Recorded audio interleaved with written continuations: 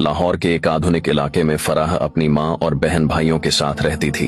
उसके घर के पास एक क्रिकेट ग्राउंड था जहाँ रोज क्रिकेट मैच होते थे। ग्राउंड के साथ टी जना नाम की एक जगह थी और वहीं पास से ट्रेन की पटरी गुजरती थी जहाँ हर थोड़ी देर में ट्रेनें दौड़ती थीं। वो रोजा तो रखती मगर सारा दिन मोबाइल पर लड़कों से बातें करने और गाने सुनने में गुजार देती। घर का कोई काम न करती और जब वालिद समझाते तो मजाक में टाल देती।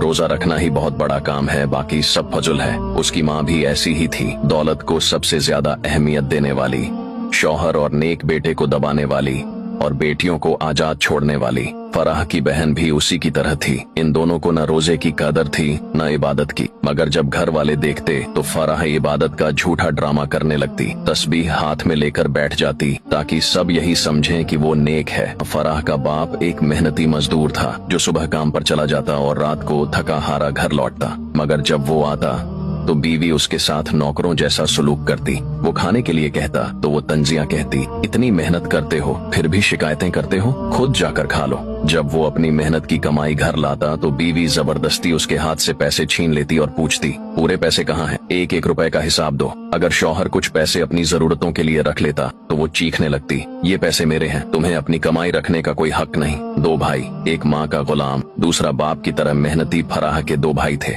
बड़ा भाई जो हमेशा माँ की बात मानता था, उसकी हर बात पर यकीन करता और घर की हर खबर जाकर माँ को बताता। अगर बाप या साजिद कोई बात करते या कोई रिश्तेदार आकर कुछ कहता तो वो फौरन माँ को जाकर खबर दे देता, अम्मी अब्बा ने आज ये कहा, साजिद ने ऐसे बोला, फलां रिश्तेदार ने ये कहा। माँ को उसकी यही आदत पसंद थी और वो उसे सबसे ज्यादा चाहती थी। लेकिन इस बड़े भाई को एक और जुनून था, क्रिकेट। वो हर वक्त क्रिकेट में गुम रहता, जहाँ जाता क्रिकेट क्रिकेट, बस क्रिकेट ही उसकी जिंदगी थी। घर में रहता तो टीवी पर क्रिकेट, बाहर जाता तो दोस्तों के साथ क्रिकेट, और अगर माँ उसे कोई काम कहती तो उसका एक ही जवाब होता, पहले मैच पूरा कर लूं फिर देखता हूँ। दूसरा भाई साजिद जो फराह से कुछ साल बड़ा था, अपने बाप की तरह मेहनती था, रोजाना मजदूरी करता, रात को थका हारा घर आता। वो न माँ का लाडला था न बहनों की तरह आजाद, बल्कि जिंदगी की सख्तियों का सामना कर रहा था। साजिद का निकाह हो चुका था और जब वो रात को आता तो थोड़ा सा वक्त निकालकर अपनी बीवी से मोहब्बत से बातें करता, मगर माँ को ये भी बर्दाश्त न था। वो तंज के तीर चलाती,